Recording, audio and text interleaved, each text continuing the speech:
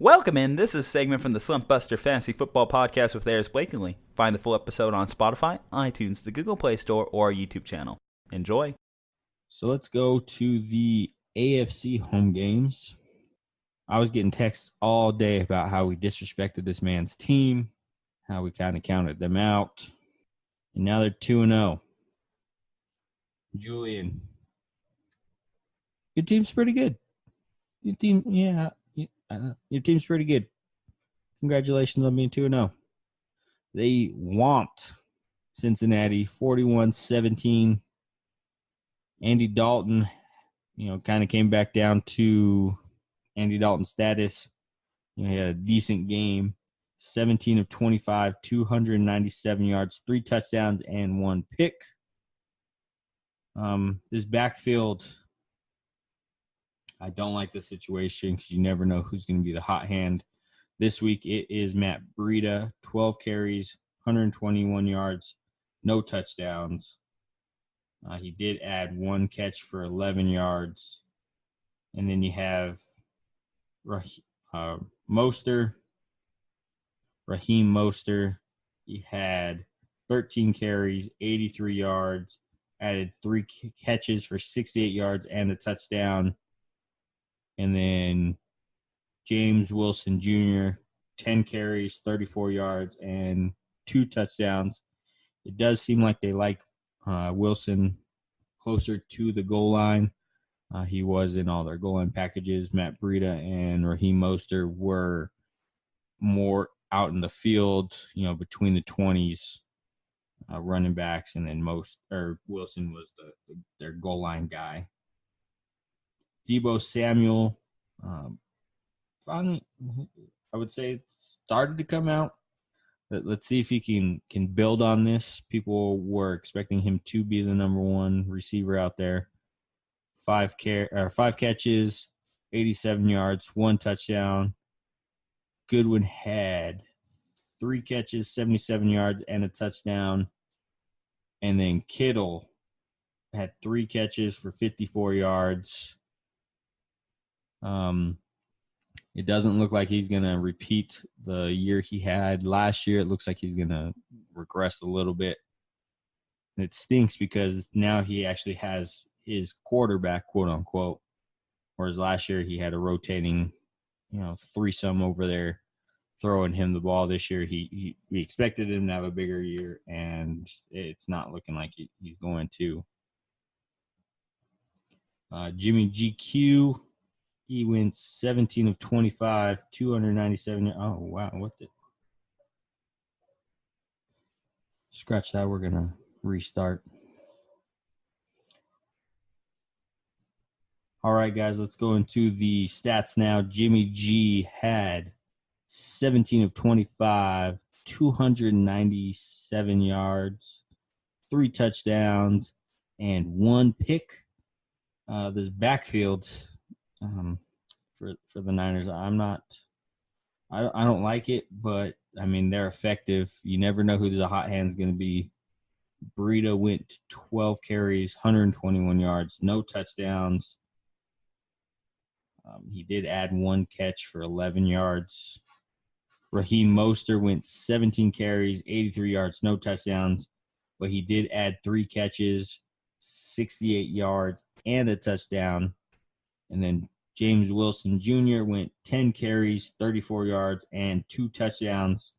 It does seem like they like him, James, at being in the goal line area, whereas they like Breida and Mostert a little bit better between the 20s. If you have one of these guys, they're a solid flex play. But, you never know. They're going to go with the hot hand in this situation. So, best of luck to you on that. Deebo Samuel finally broke out. Let's see if he continues to show that he could be a top receiver. He went 5 catches on 7 targets, 87 yards, and 1 touchdown. And then Marquise Goodwin had 3 catches, 77 yards, and a touchdown. That's going to be Goodwin's, ceiling right there. He's going to have 3 catches, whether he turns those 3 catches into 50 yards or 140 yards. He's going to be one of those boomer bust guys. It's just Cincinnati couldn't tackle today, so he had a touchdown. On the Bengals side, like I said, Andy Dalton kind of had an Andy Dalton day. He went 26 for 42, 311 yards, 2 touchdowns, and 1 pick. Pretty typical stat line for him.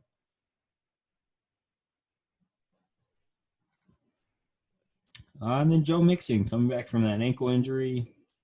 Didn't really do much. 11 carries, 17 yards, no touchdowns. Added 3 catches for 10 yards, no touchdowns. You were playing him hoping that he was back at full force, and that's two bad weeks in a row for him. Giovanni Bernard did have 6 carries for 6 yards, and then he added 1 catch for 7 yards. So it does look like they were okay with Mixon. But yeah, hopefully he can get back to his 100 yards and a touchdown that people drafted him for or traded for him for. But so far it's been 2 rough weeks. Just stay on it.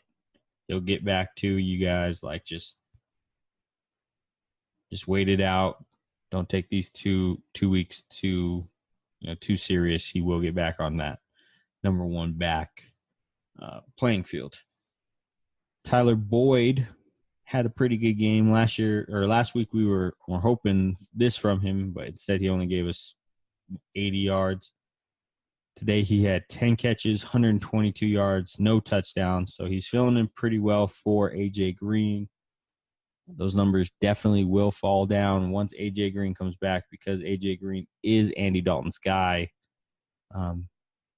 They have the most touchdowns and the most interceptions of any 1-2 combo right now in the league. That's his guy. He keys on him. So once he comes back, I think they said week 4, week 5, expect those numbers to drop off.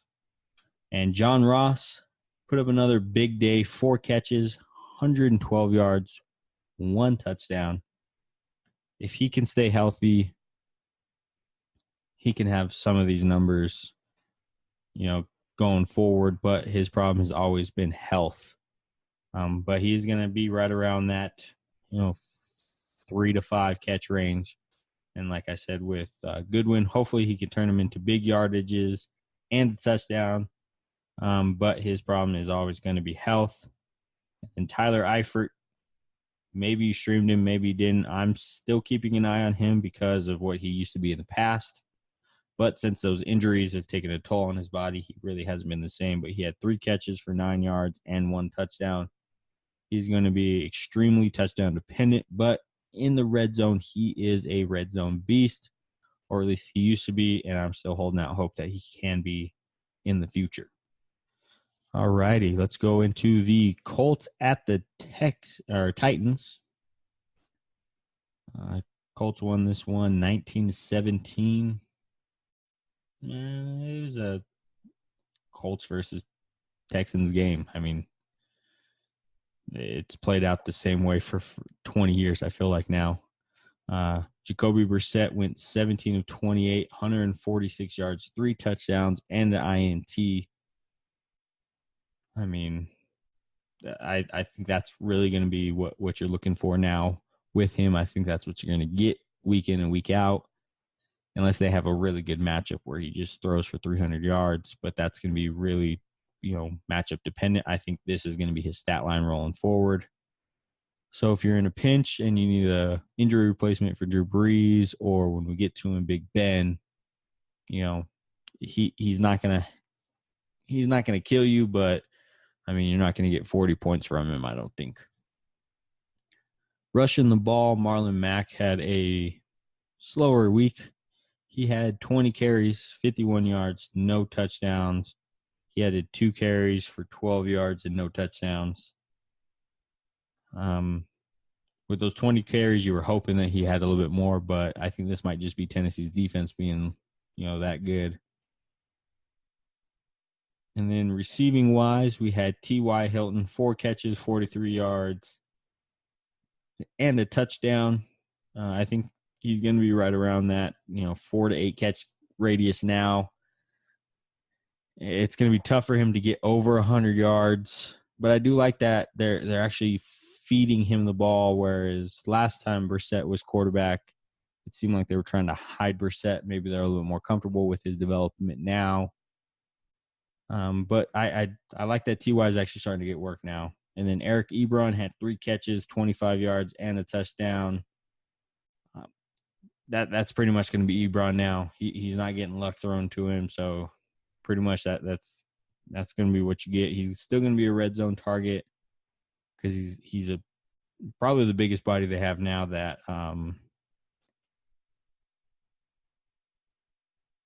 Funches is gone. He's really their only big body receiver. All the rest are kind of smaller guys. T.Y. Hilton's a little bit smaller.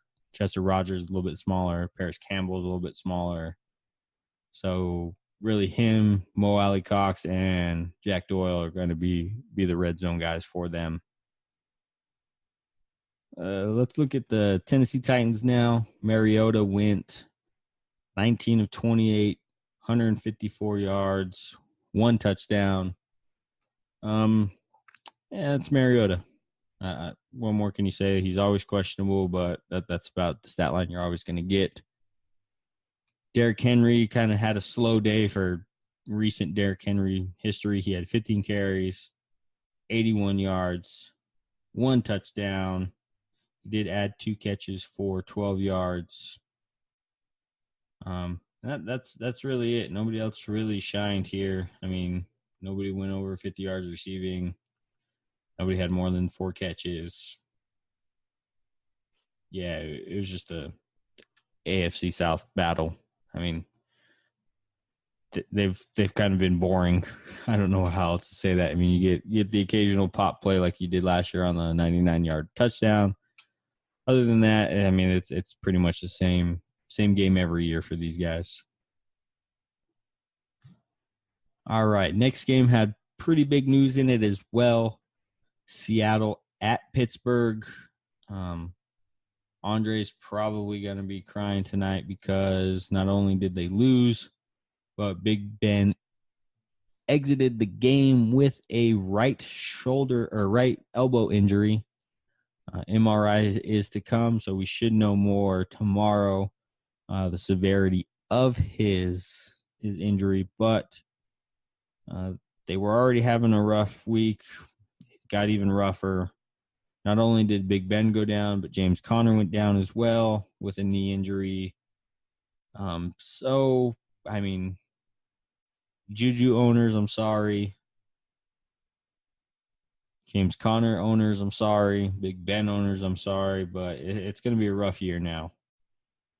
Mason Rudolph did step in pretty decently. He had, 12 completions, 112 yards, 2 touchdowns and an interception.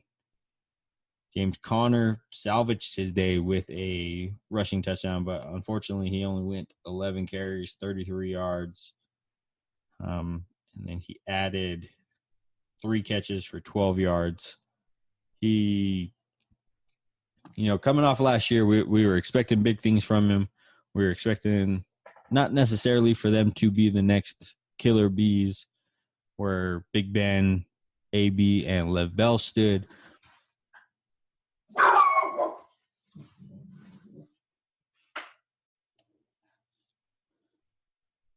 Coming off last year, we were expecting, some pretty good things from these guys.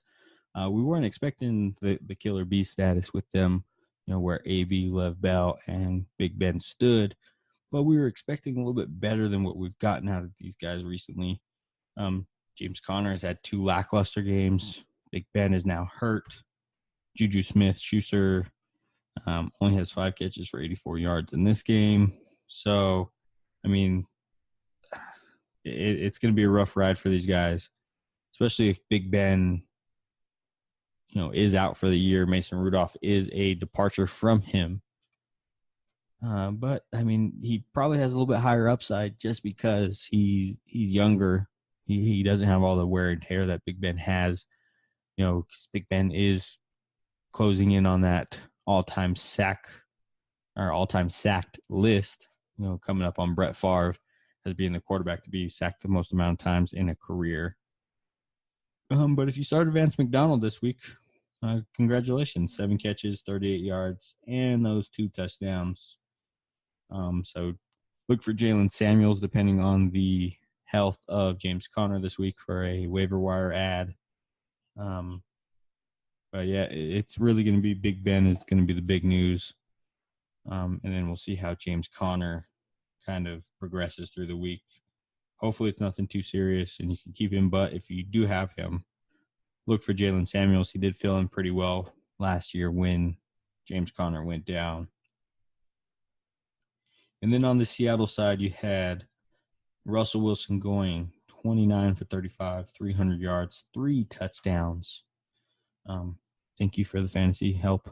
Even though I'm still going to lose, you were like one of the only bright spots on my team this week, Russell. So thank you.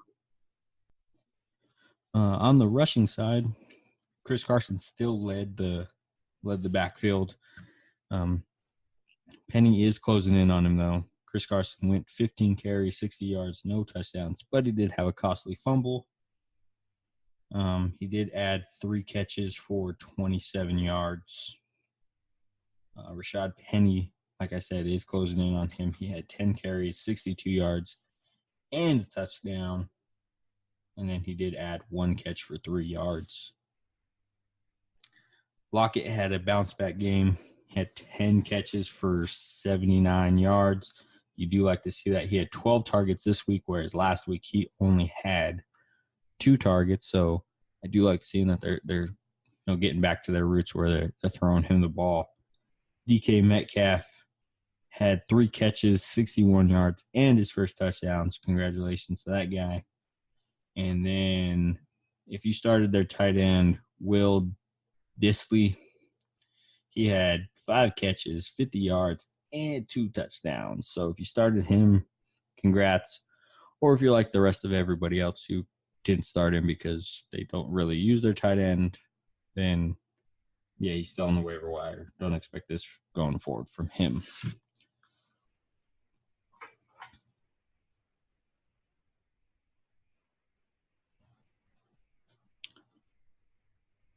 Alrighty, so next up is going to be Arizona at Baltimore.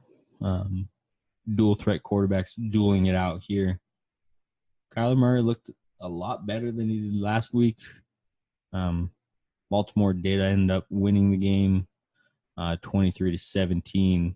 Kyler Murray had 25 of 40, 349 yards, but no picks, no touchdowns. David Johnson left the game injured, came back, though, kind of salvaged his day. He went 7 carries, 14 yards, 1 touchdown. He did add 1 catch for no yards, which doesn't help anybody. But he did salvage it with a touchdown. He's probably going to be,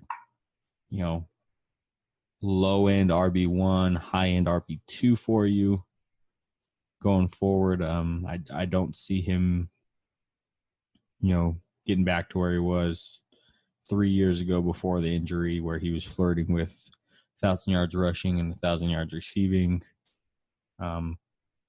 It's just who he is now. He's not the guy he used to be. Christian Kirk, though, had a breakout game, 6 catches, 114 yards, no touchdowns. And then the ageless wonder, I swear this guy is going to be playing until he is 70, Larry Fitzgerald. 5 catches, 104 yards. He had a long of 54, 11 targets on the day. I mean, he might be a guy you need to look into putting into your flex or streaming option because, this guy, Larry Fitzgerald, he's just an ageless wonder. What can I say about him? Lamar Jackson did come back down to earth, though, a little bit. He had 24 of 37, 200 and 72 yards and 2 touchdowns. Didn't have 5. He only had 2. But, I mean, he killed it on the ground, especially because Mark Ingram was out. I think this is why he had such a big day. 16 carries, 120 yards. So, if you started him, congratulations. You probably won, because I don't remember the last time a quarterback had 100 yards rushing. Mark Ingram, like I said, did leave the game with an injury. He did come into the day battling an injury as well. He went 13 carries for 47 yards, no touchdowns. He did add 2 catches for 30 yards. We'll see how he develops over the week.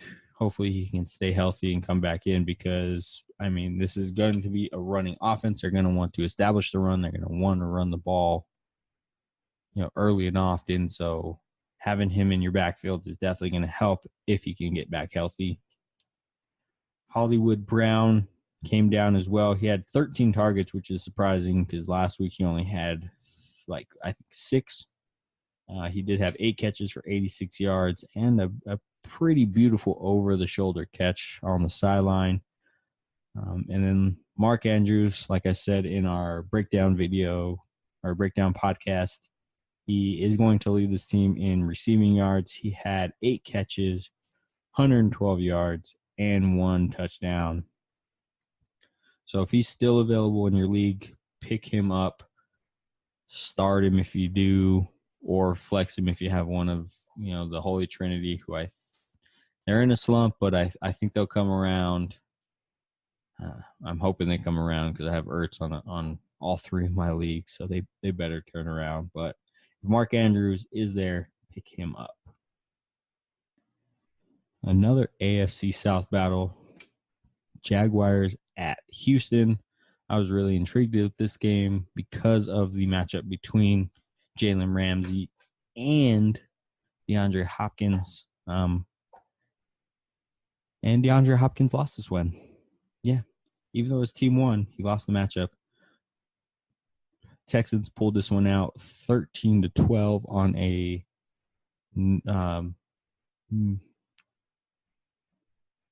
Texans did win this one on a 13-12 when the Jaguars failed to convert a 2-point conversion. Deshaun Watson went 16 of 29, 159 yards, no TDs, no picks. He did have 4 carries for 5 yards and a touchdown, so he kind of salvaged his day there. Carlos Hyde had 20 carries for 90 yards. Didn't have any catches. And then Duke Johnson had 6 carries for 31 yards, and he didn't convert his only target on the day. So they're pretty even again. Well, actually, Carlos Hyde won this week. Last week, they were fairly even on touches. I think Duke Johnson did edge him out a little bit more. Will Fuller had 4 catches for 40 yards, no touchdowns. And like I said, DeAndre Hopkins lost the matchup, 5 catches for 40 yards. So Jalen Ramsey did win this one. They do have one more coming up. We'll see how that one turns out. But on the Jaguars side, I mean, if you're not rooting for Gardner Minshew, you need to. This guy got off the team plane looking like a 1980s porn star. He's not the quarterback we need, but he is the quarterback we want. Just look it up. Just look up the photo of him coming off the team plane. Like I said, porn stash, looked like a 90s or 80s porn star. It was pretty hilarious. But he can ball too. Now they're calling it Minshew Mania instead of Fitzmagic.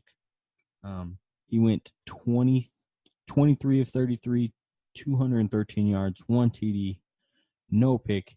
He did lead them to a potential game-winning touchdown drive. They just failed to convert that 2-point conversion to win the game. He also added 6 carries for 56 yards. I do see a quarterback controversy brewing down here.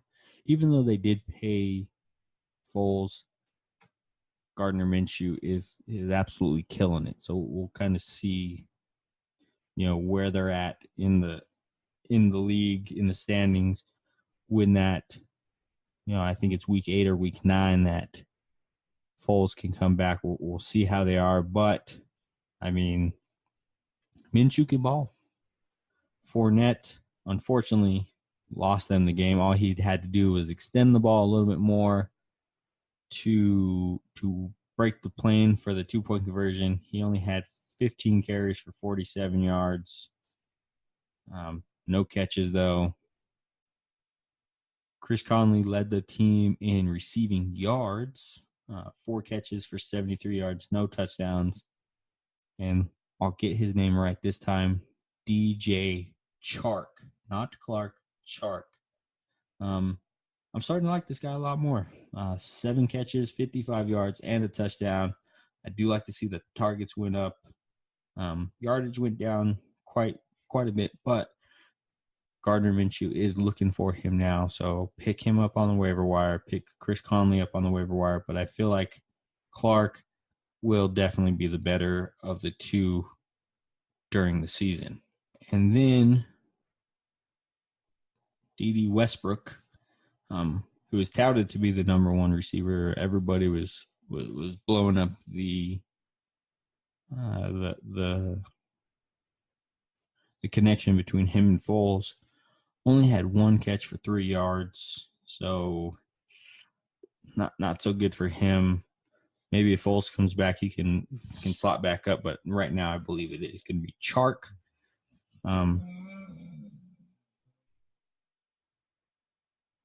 I do believe it is going to be Chark that is going to take over this receiving core. Man, Patrick Mahomes. This guy's something. Julian may have been right about the 5,000 yards and 50 touchdowns again. Because, wow. He went 30 for 44, 443 yards, and 4 touchdowns. All 4 of his touchdowns were over 50 yards. Yeah, they won this one pretty easily, 28-10. We're going to lose to them. They're going to win the division, and I hate them. And then we're going to get into the playoffs. We're going to travel to New England, and then we're going to lose to New England again. I hate football. Shady led the backfield in carries. He had 11 carries for 23 yards. Running backs didn't need to do anything in this game because, the receivers were just running all over the secondary for Oakland. DJ Williams had 9 carries for 8 yards. He did add 3 catches for 48 yards. Travis Kelce, though, finally one of the Trinity did something. 7 catches, 107 yards, and a touchdown. Marcole Hardman. Marcole or Markel? Who knows? Marcole Hardman. Let's call him Marcole. 4 catches, 61 yards, and a touchdown. And then DeMarcus Robinson, 6 catches, 172 yards, 2 touchdowns. This is what we were expecting from Sammy Watkins, but only Watkins gave us 6 catches for 49 yards. So now, honestly, just pick up one of their receivers and play him because they're just going to throw the ball to whoever's open because all their dudes are speedy. All their dudes are fast. All their dudes get open. And the only one you can really trust is Kelce. And I hate them. Raiders, on the other hand, Derek Carr went 23 of 38, 198 yards, 1 touchdown, and 2 picks. Josh Jacobs is rounding into form as a number 1 back in the league. He had 12 carries for 99 yards. And he looked really good. Darren Waller is looking like he's going to be the go-to guy out there in Oakland. He had 6 catches, 63 yards, no touchdown. But then Tyrell Williams had 5 catches, 46 yards, and a touchdown. So that's going to be your 1-2 combo there. If they're still available, pick them up. Carr threw for 4,000 yards last year, so those 4,000 yards have to go somewhere, and those are going to be your 2-man guys to catch the ball out of Oakland. And what a wild finish this next one had. Nothing happened all game, and then they decided to play football with like 4 minutes left. Chicago went to Oakland and won it on a nail-biter. Let's just say their kicking demons have been exercised, but the Chargers haven't. So we need to call them and see what the heck they did to fix their kicking problems. Because last year they had the double doink. I forget the name of their kicker last year, but he had a game where he hit the crossbar 4 times. So whatever they did to rid the locker room, the facilities, whatever it was of the bad juju to fix their kicking problems, Anthony Lynn, call them so we can get our kicking problems fixed. Please. Chicago won this one with time expiring 16-14 on a 53-yard field goal to win the game. The rest of the game was boring, and then the last 3-5 minutes was electric. Joe Flacco went 35 of 50, 292 yards, 1 TD, and 1 interception. Denver said that this backfield was going to be more of a timeshare, and it's shaping out to be more of a timeshare. Royce Freeman went 11 carries for 54 yards and added 5 catches for 48 yards. Philip Lindsay went 13 carries for 36 yards and added 4 catches for 30 yards. So, pretty even timeshare. We can continue to see this going forward.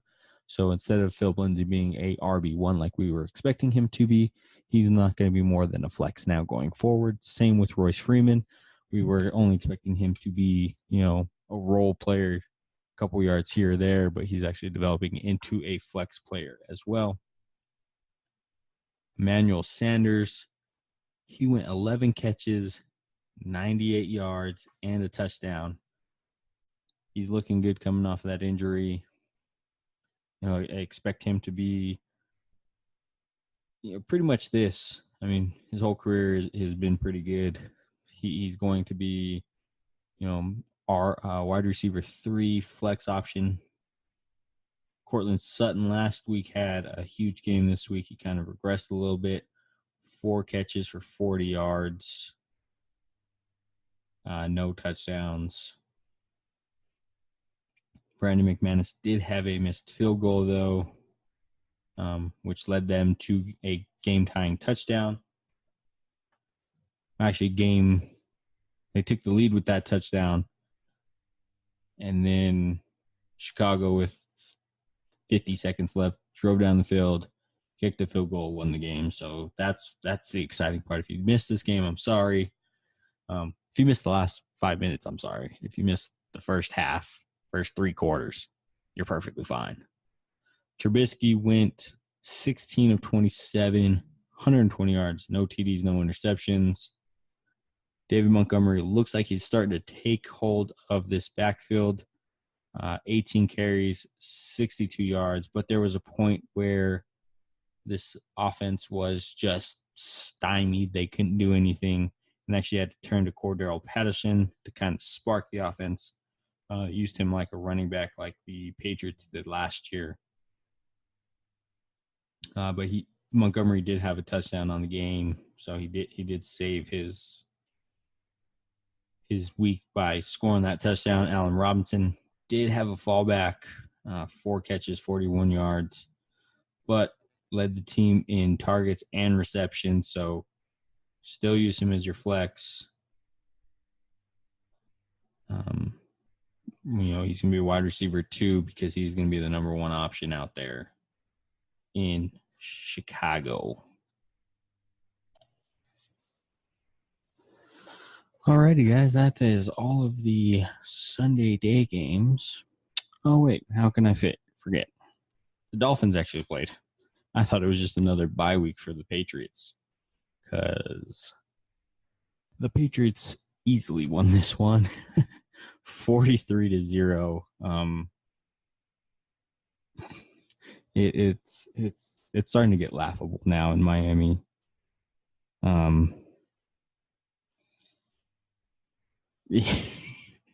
Definitely taking for Tua. 2 weeks now, they've been outscored 102-10. You could probably drop all your Miami players next week. Pick up any Cowboys player you can find, play them, play their defense. Dak, Zeke, Pollard, Amari Cooper,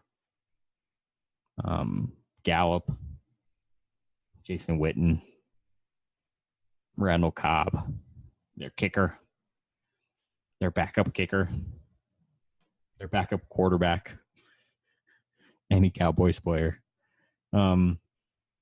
This one was full of controversy, though, due to Antonio Brown actually playing this week. Tom Brady went 20 of 28, 264 yards, 2 touchdowns. Touchdown went to Antonio Brown, who finished the day with 4 catches, 56 yards, and a touchdown. He also did have a carry for 5 yards. But there's some interesting news. There's reports that he had missed his availability for the media after the game, and that he kind of went MIA. I'm not going to comment on this yet because I haven't done all of the research on it. But Thursday, I know for sure, when the Slumpbuster podcast, when they do that recording, they're going to touch on that. So look for that news there. Like I said, I'm not going to really comment on it now. I haven't done all the research on it, but early reports are he missed media availability to answer questions after the game, and he went MIA after the game as well. He is from Miami, so he could have just went somewhere with his family. But yeah, he's Antonio Brown show goes on, so tune in to the Antonio Brown show with Juju and Dre coming up later this week, because we said we'd stop talking about him, but he's back in the news again, so just look for it there. Sony Michel did have 21 carries, 85 yards, and a touchdown. Tom Brady also, did his Tom Brady thing and had that quarterback sneak at the 2-inch line that he always does for a touchdown. Julian Edelman had 4 catches for 51 yards.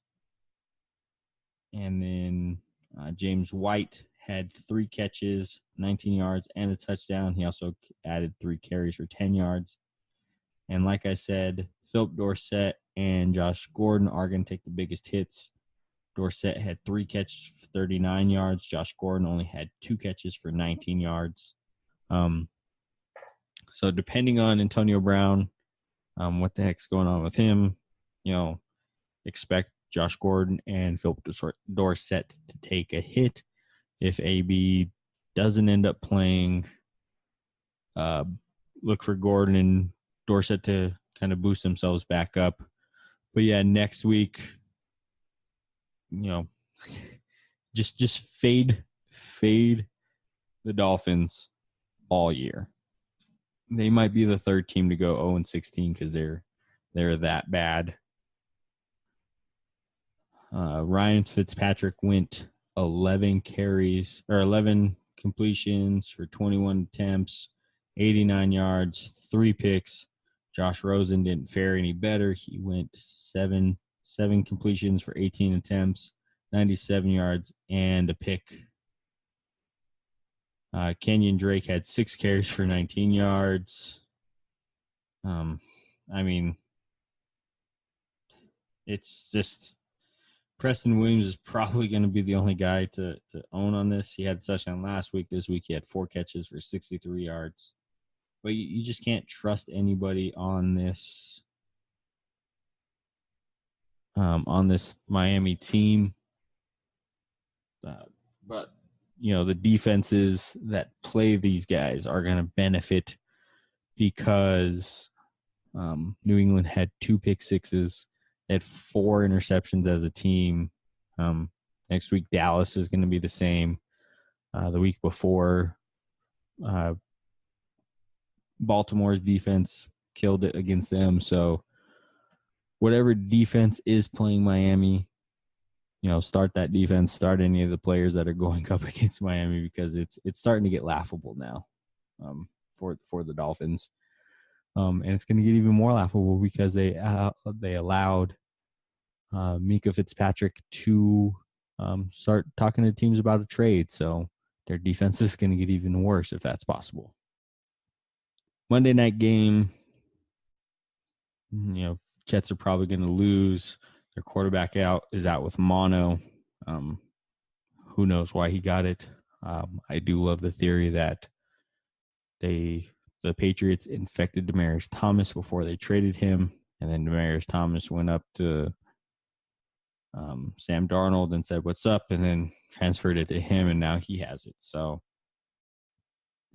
who knows what actually happened, but he has mono. So, look for Jamison Crowder to have a hit. Look for Lev Bell to have a little bit more opportunity because Trevor Siemian does like to dump the ball off. Robbie Anderson is going to take a hit as well. They did say Sam Darnold should come back after the bye week, week 5, where all those guys will have their normal plays. And then Cleveland looks to bounce back. Baker looks to bounce back. Odell, Jarvis, and Chubb all look to bounce back. Hopefully they can. A lot of people had big things for them. They're overhyped. We'll kind of see what happens. But I do think Cleveland should get back to, Cleveland that they are hyped up to be, especially since they should be running all over the Jets this week. So we're going to get into some waiver wire targets out there.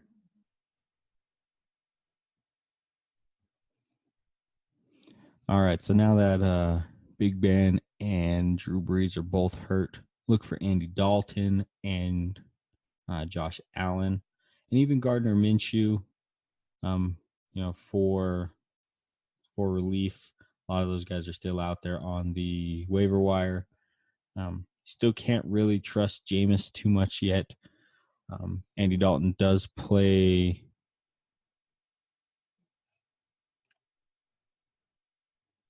Buffalo next week. Josh Allen plays Cincinnati. Not too terrible matchups for those guys. I can see them both getting right around 20 to 25 points. And then Jacksonville plays Tennessee on Thursday. Minshew is he's a baller, so he can put up some points against them. On a short week, they might not have enough time to prepare for everything for him, so he might be able to ink out about 20 points. I don't really see him putting up too much against that team. And that's really it. Oh, you might – Mitchell Trubisky against Washington.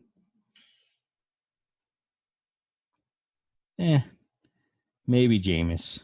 If you're in a bad spot, a lot of quarterbacks picked up. Just based off matchup, they play the Giants. Jameis might be, fourth option. Don't put him at number 1, but fourth option if you need quarterback help for next week. Running back wise, Carlos Hyde really is the only available. You might have Peyton Barber or Ronald Jones available in your leagues. You might want to look for them. But really, Gus Edwards, if Mark Ingram does miss time, and then if Joe Mixon does miss time or James Conner misses time, you're going to look for Giovanni Bernard or Jalen Samuels. Those are going to be the running backs to look up for next week, or one of the trio in San Francisco, Burrito, Wilson, or Mostert. Receiver-wise, look for Nelson Aguilar to fill in for Deshaun Jackson if he can't come back from that hamstring injury. Those tend to linger, especially in those speed guys, so he might miss a week or two. Nelson Aguilar will be the fill-in. He had a really good game tonight for the Eagles. Also look for Deebo Samuel or Marquise Goodwin. And then I'm still very high on this guy, DJ Chark Jr.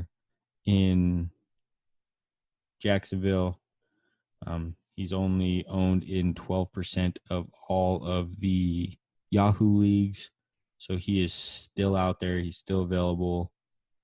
He's looking like he's going to be the guy in Jacksonville.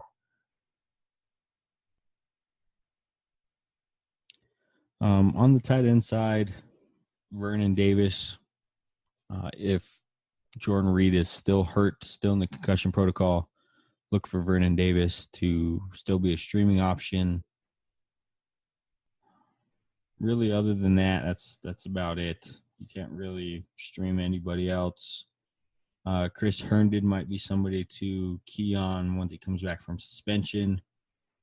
He did start to turn it on a little bit towards the end of last year. But now they have Demaryius Thomas, so he might drop down a little bit more. They also have Jameson Crowder, who's been working that middle of the field, but he might be a streaming option just because the tight end position is so lackluster. Also, maybe take a flyer on Jason Witten. He'll get 3 catches for 30 yards and a touchdown, especially since they're playing Miami next week. He's going to be the guy to, if you need a tight end just because they're playing Miami, look for him. And then defensive-wise, just pick the Cowboys. I mean, they're playing Miami. What more can I say about that? And that's going to be it for me today, folks. I'm going to go cry myself to sleep because the Chargers lost. I'll cry myself to sleep because my mom beat me in fantasy football today. I lost pick'ems. It was just a bad game. So I'm going to go cry myself to sleep. Hopefully I can have a better week next week. We'll be coming out with the week 3 rankings as well on Wednesday. Also, add us on Instagram at the Slumpbuster Podcast. Follow us on Twitter at Slumpbuster Pod, at Slumpbuster FFB. Check out the website, theslumpbuster.com. Also, check us out on Facebook. Sunday mornings, we also run Twitter and Facebook and Instagram questions for lineup help. And we can also do trade analysis during the week. So send us all those during the week. Send us your funny names as well in your leagues. As always, like, rate, review, subscribe, share, all those things you need to do to podcasts to help us grow. Thanks for listening. See you next week, guys.